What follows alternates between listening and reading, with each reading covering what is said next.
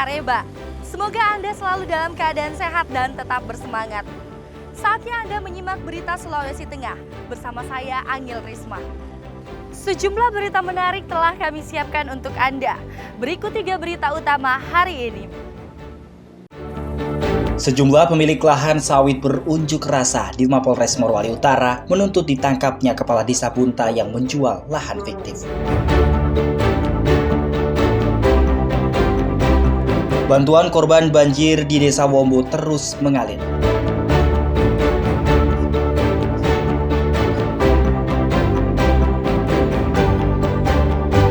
Penjualan kambing menurun menjelang Lebaran Idul Adha.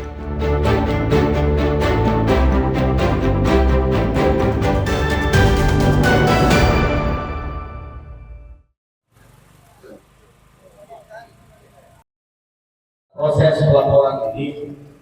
laporan tersebut. Sejumlah pemilik lahan sawit di Desa Bunta, Kecamatan Petasia Timur, Kabupaten Morowali Utara berunjuk rasa Senin siang. Mereka menuntut dan mendesak Polres Morowali Utara untuk menangkap Kepala Desa Bunta yang diduga melakukan penipuan terhadap warganya.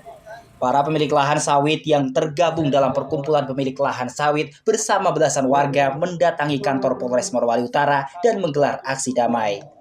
Selain mendesak penangkapan Kepala Desa Bunta, pemilik lahan juga meminta Kapolres mengevaluasi tim penyidik kasus tersebut yang dinilai lamban. Kasus tersebut sudah dilaporkan ke polisi sejak 2022 silam, namun hingga kini belum ada penetapan tersangka.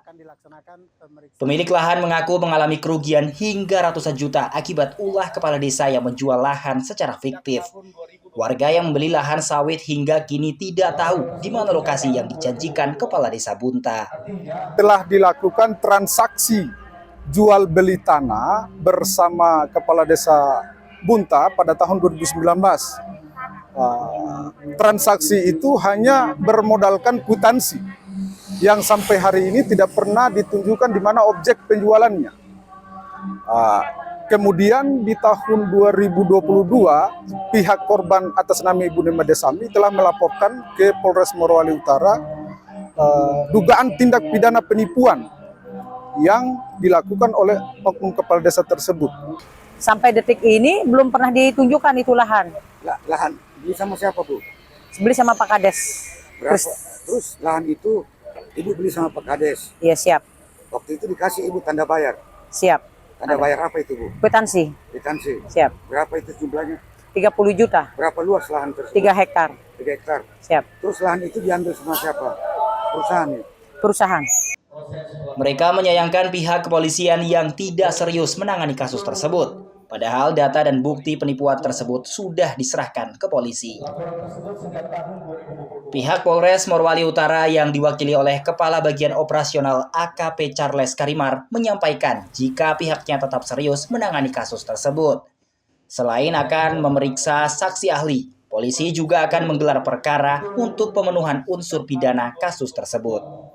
Agar diketahui bahwa proses penanganan perkara yang dilaksanakan oleh Polres Morowali Utara ini proses sementara berlangsung. Tadi sudah disampaikan juga dari penyidik kepada pada saat aksi unjuk rasa tadi bahwa nanti hari Rabu akan dilaksanakan pemeriksaan saksi ahli. Nanti setelah pemeriksaan saksi ahli ini dari rekan-rekan penyidik akan melaksanakan gelar perkara terkait pemenuhan daripada unsur-unsur pidana yang ditetapkan kepada calon tersangka dalam hal ini. Usai mendengarkan penjelasan tersebut, para pemilik lahan akhirnya membubarkan diri dengan mengendarai mobil dan motor. Aksi pemilik lahan sawit ini mendapat pengawalan puluhan personel Polres Morowali Utara. Syamsuddin Tobone melaporkan dari Morowali Utara.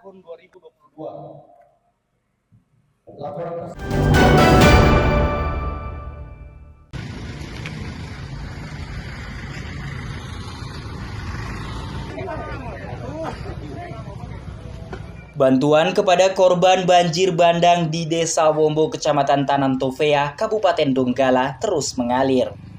Bantuan berupa makanan, pakaian, obat-obatan, air bersih, hingga uang tunai. Selasa sore, giliran anggota Dewan Perwakilan Daerah Republik Indonesia, Abchandra Muhammad Akbar Supratman, ikut memberikan bantuan kepada korban banjir senilai 150 juta rupiah. Bantuan diberikan berupa ratusan paket sembako serta tempat tidur. Ia berharap bantuan tersebut bisa meringankan beban warga Desa Wombo yang tertimpa bencana. Selain itu, ia akan meminta pemerintah daerah untuk segera menyelesaikan masalah darurat yang dihadapi warga setempat. Tadi juga saya menyampaikan bahwa insya Allah nanti saya akan mengawal langsung. Saya sampaikan ke Pak Sekda, kalau ada yang menjadi kebutuhan di Desa Wombo. Saya jadi lihat ada beberapa sekolah-sekolah yang terdampak. Nanti ini juga mungkin akan saya menjadikan catatan saya untuk menyampaikan langsung ke kementerian terkait supaya bisa diatensi juga. Kemudian juga tadi Pak Kapolda dalam melakukan pengawasan ke Pak Kapolda juga menyampaikan bahwa ini memang karena curah hujan yang cukup tinggi dan memang sungainya perlu adanya rehabilitasi Pak ya. Sehingga mungkin nanti Kementerian PU bisa juga memberikan atensi untuk Desa Wombo di Kabupaten Ungaran. Untuk yang paling ini air kan masih kotor juga kan masyarakat di sini konsumsi air minum dari Aqua karena banjir belum dapat air bersih. Pasca bencana banjir bandang di Desa Wombo, Kecamatan Tanah Tovea, Kabupaten Donggala pekan lalu, ratusan warga kini menghadapi berbagai masalah.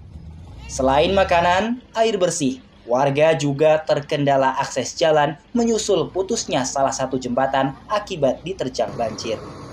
Syahrul Cahya melaporkan dari Donggala.